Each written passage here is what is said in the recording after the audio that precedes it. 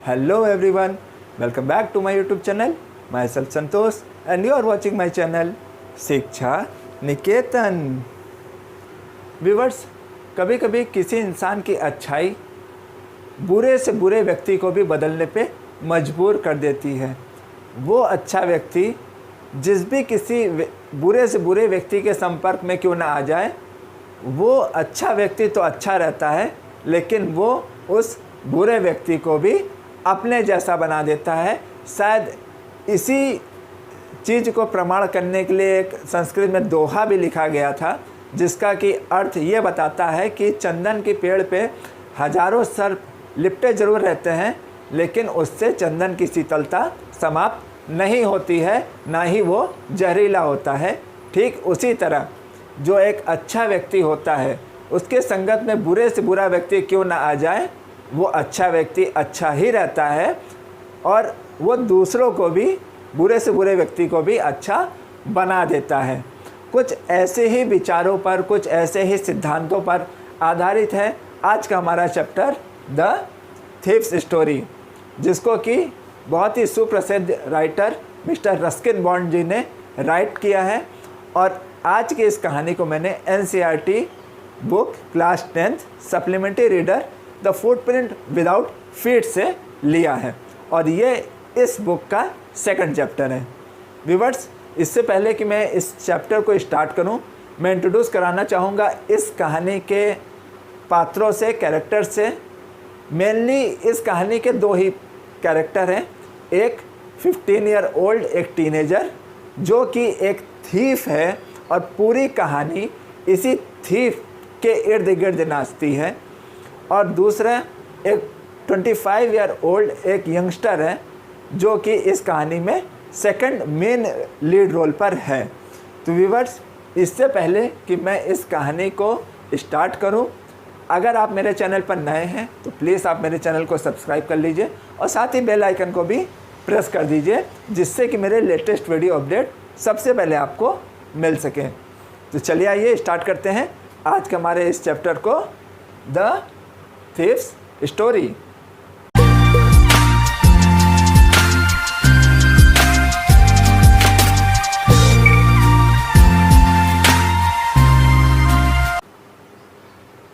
Viewers, actually इस कहानी का जो थीफ है वो खुद ही बयां कर रहा है, और बयां करते हुए कह रहा है कि मुझे अच्छे से याद है, उस समय मैं 15 ईयर का था जब मैं अनिल से मिला, लेकिन उस समय मैं बहुत ही स्किल्ड चोर था, बहुत ही शार्प हैंड थे मेरे, बहुत ही एक्सपीरियंस होल्डर था मैं।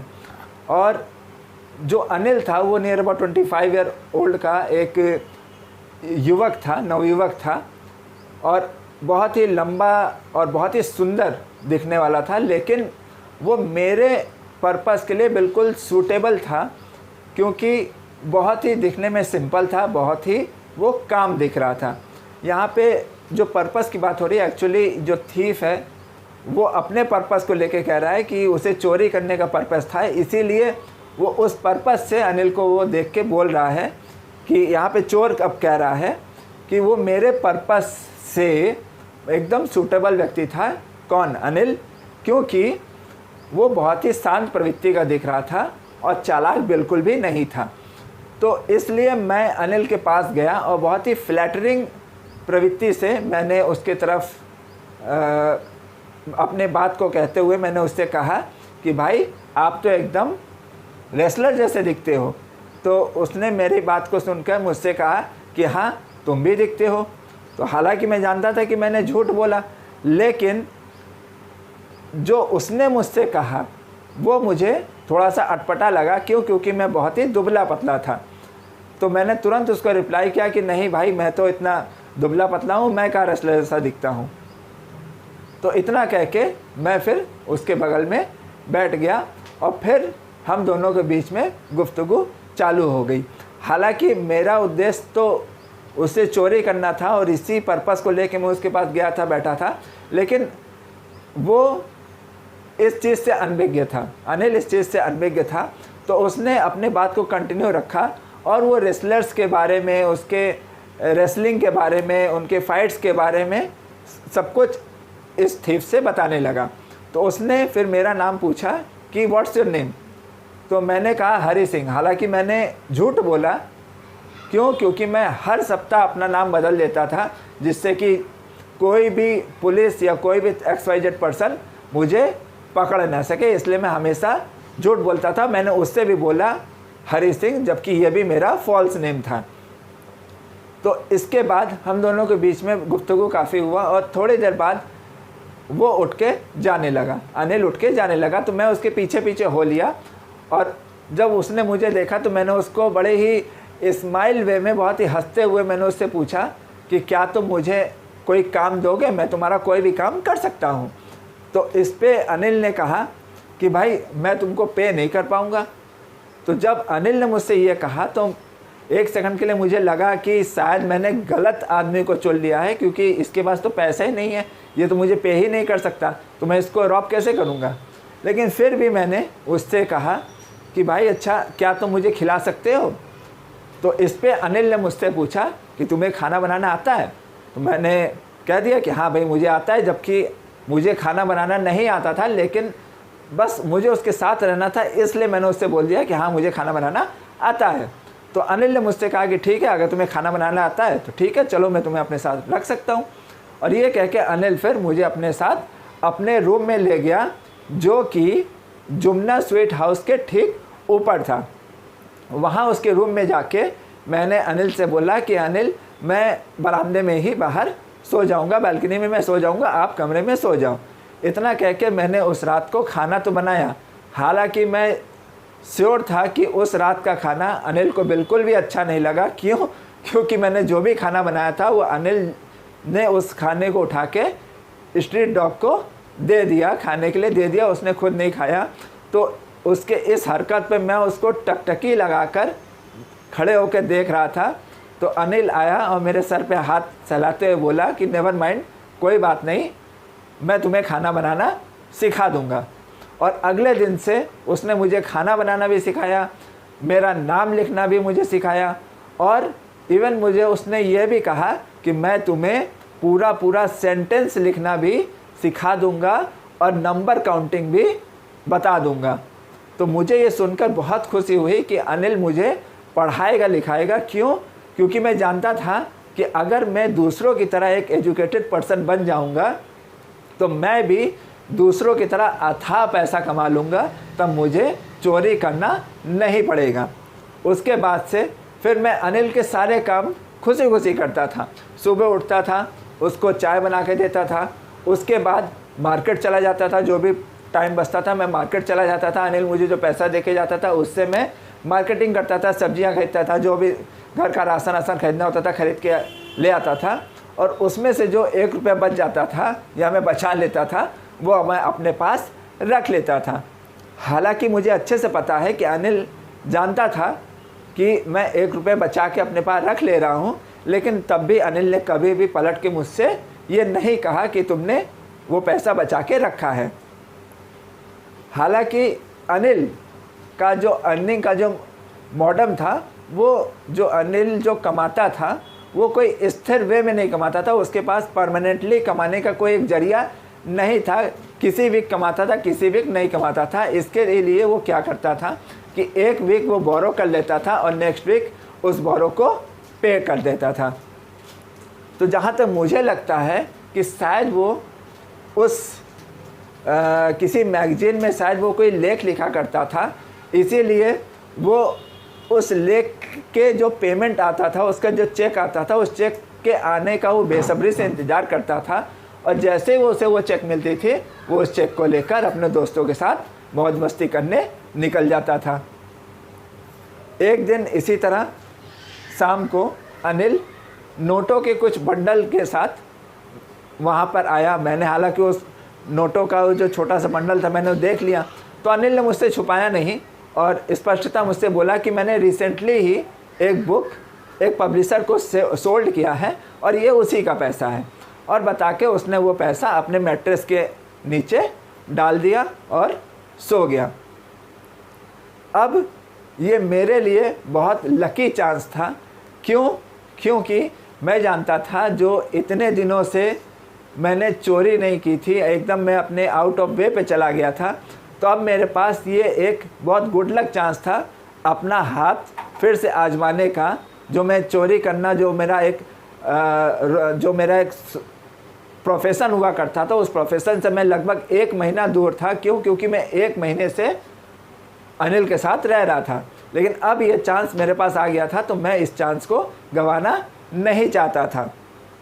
हालांकि मैं अच्छे से जानता हूँ कि जब किसी आप ग्रेडी पर्सन को आप रॉब करते हैं तो वो उस रॉबरी को अफोर्ड कर सकता है। लेकिन जब आप किसी केयरलेस पर्सन को जब आप रॉब करें तो उसके लिए वो कोई वैल्यू ही नहीं रखता, क्योंकि कभी कभी तो उसे कोई फ़र्क ही नहीं पड़ता कि उसके साथ रॉबरी हुई है। तो इसलिए अगर ऐसे व्यक्ति के साथ मैं रॉबरी करता भी हूँ तो मुझे नहीं लगता कि उसको कोई फ़र्क पड़ेगा। ये सोचकर फिर मैंने ये भी सोचा कि वैसे तो अनिल बहुत ही सीधा साधा एक व्यक्ति है, उसको रॉबरी करना उसके साथ गलत होगा, क्योंकि वो बहुत ही नोबल पर्सन है, बहुत ही अच्छा पर्सन है। लेकिन फिर मैंने ये सोचा कि अगर मैं ये पैसा नहीं चुराता हूँ तो डेफिनेटली अगले दिन वो उस पैसे को लेकर अपने दोस्तों के साथ एंजॉय करने चला जाएगा। उस सारे पैसे को वो एंजॉयमेंट में ही उड़ा देगा, लुटा देगा, और मुझे वो 1 रुपये भी नहीं देगा। तो इससे अच्छा कि यही है कि वो उस पैसे को लुटाए, इससे अच्छा यह है कि मैं उस पैसे को ले लूँ और उसको मैं ही यूटिलाइज कर लूँ। अनिल सो रहा था। चांद की रोशनी बालकनी पर से अंदर आ रही थी और अनिल के बेड पर पड़ रही थी। मैंने ज़मीन पर मैं लेटा और ये सोचने लगा कि अगर मैं अभी चोरी कर लूँगा तो 10:30 बजे की लखनऊ एक्सप्रेस मैं पकड़ लूँगा। यही सोचकर मैं क्रॉल करता हुआ अनिल के बिस्तर तक पहुँचा, और वहाँ जाके मैंने देखा कि अनिल बहुत शांतपूर्ण तरीके से सो रहा था। उसका चेहरा बहुत ही शांत था और उसके चेहरे पर एक सिंगल लाइन भी नहीं थी। हालांकि उस समय मेरे चेहरे पर अच्छे खासे स्ट्रेच मार्क्स थे, लेकिन अनिल के चेहरे पर एक भी झाइयाँ नहीं थी।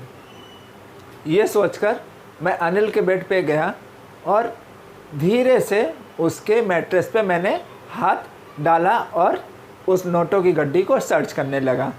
जैसे ही मुझे वो नोटों की गड्डी मिली और मैं उस गड्डी को निकालने के लिए मैंने उसे पकड़ा, अनिल ने करवट लिया और मेरे तरफ वो घूम गया। तो मैं बहुत शांतपूर्ण तरीके से वहाँ पे बैठ गया, और जैसे ही मुझे मौका मिला मैं उस नोटों की गड्डी को पकड़ा और वहाँ से क्रॉल करता हुआ सीधा सड़क की ओर भागा। सड़क पे पहुँच के जब मैं सड़क पे पहुँचा तो फिर मैंने अपने पैजामे से उस नोटों की गड्डी को निकाला और उसे गिनने लगा।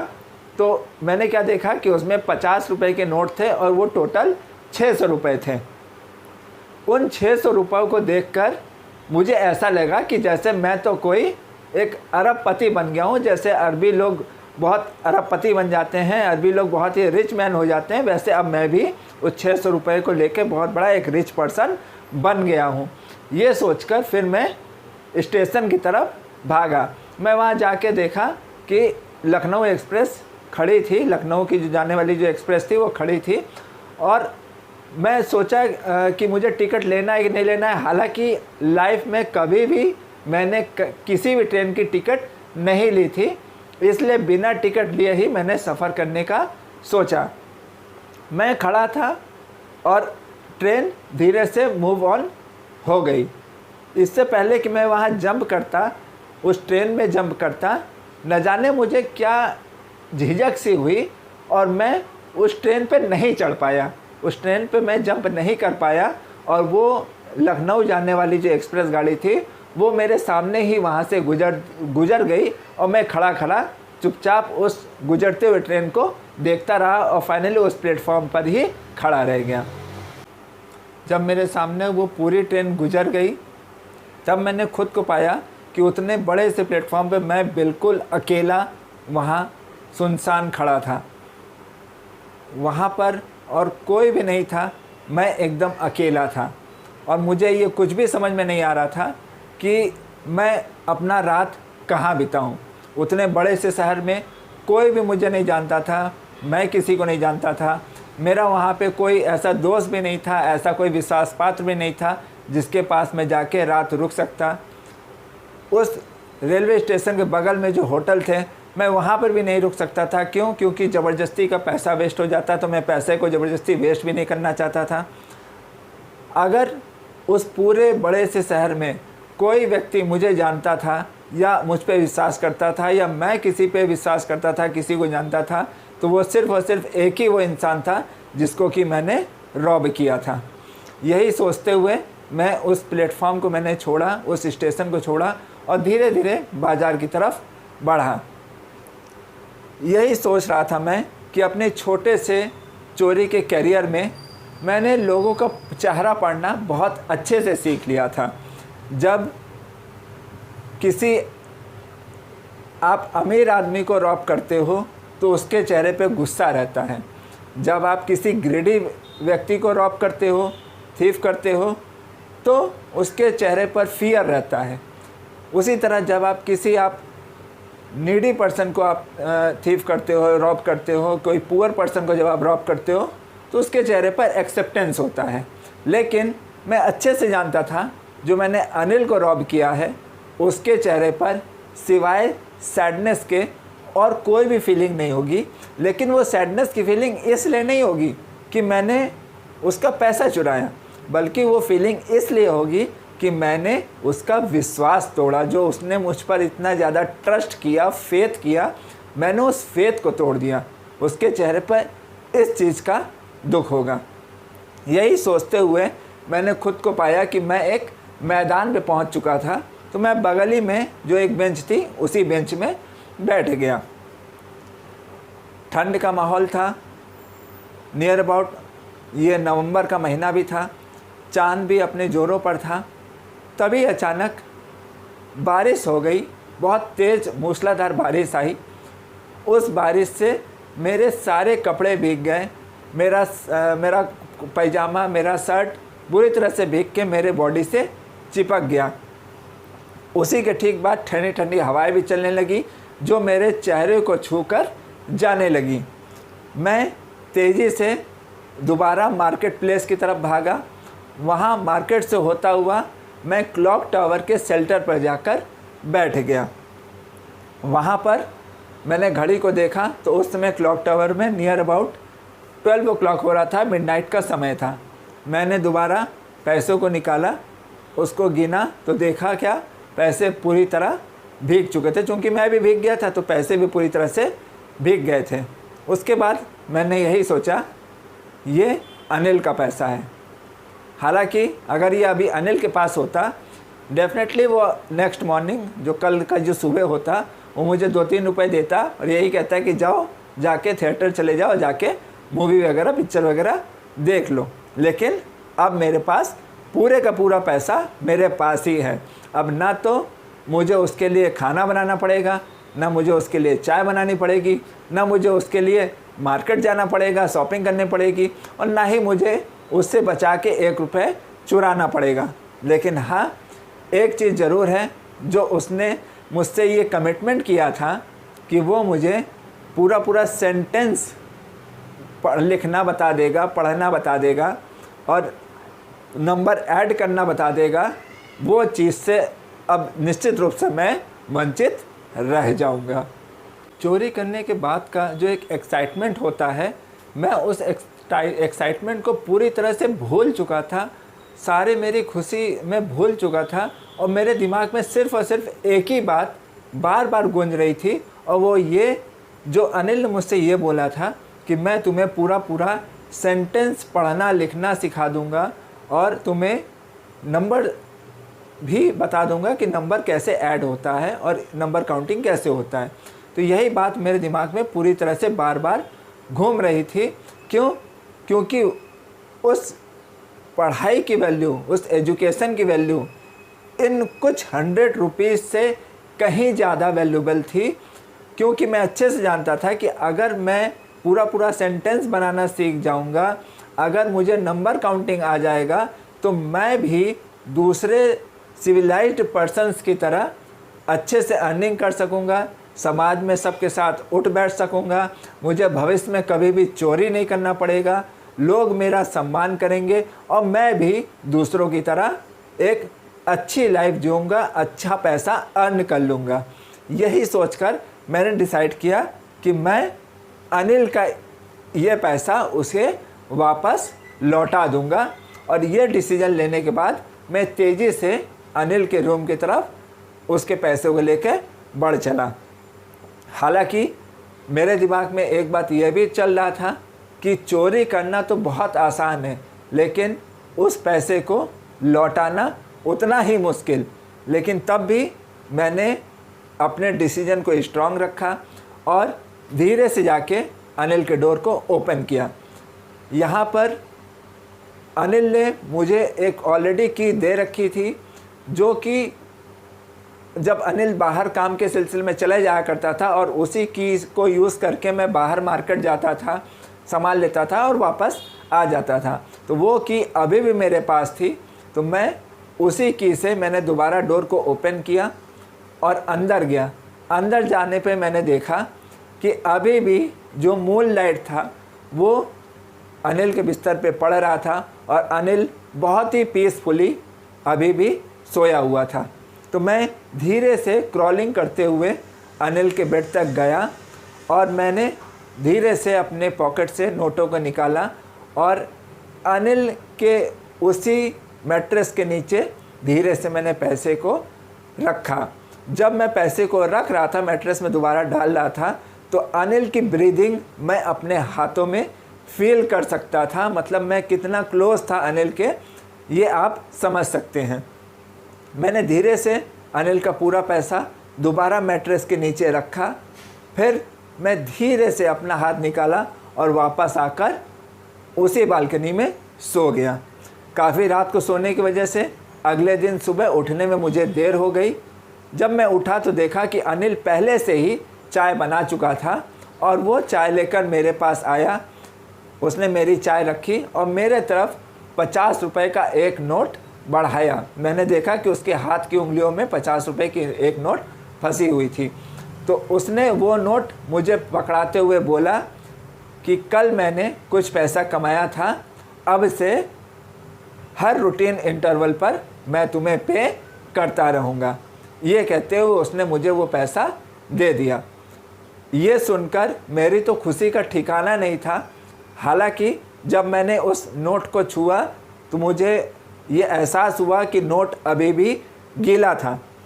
मुझे इतना तो मालूम था कि अनिल को इस चीज़ का पता चल चुका था, लेकिन तब भी अनिल ने कुछ नहीं बोला और उसने कुछ भी ऐसा जाहिर होने को नहीं दिया। तभी अनिल पैसा देते हुए अनिल ने मुझसे कहा कि अब हरी सिंह, अब हम लोग आज पूरा सेंटेंस बनाना सीखेंगे। इसको मैंने जैसे ही सुना तो मेरी आंखें चौंधिया गई। मैं एकदम खुशी से पागल हो उठा।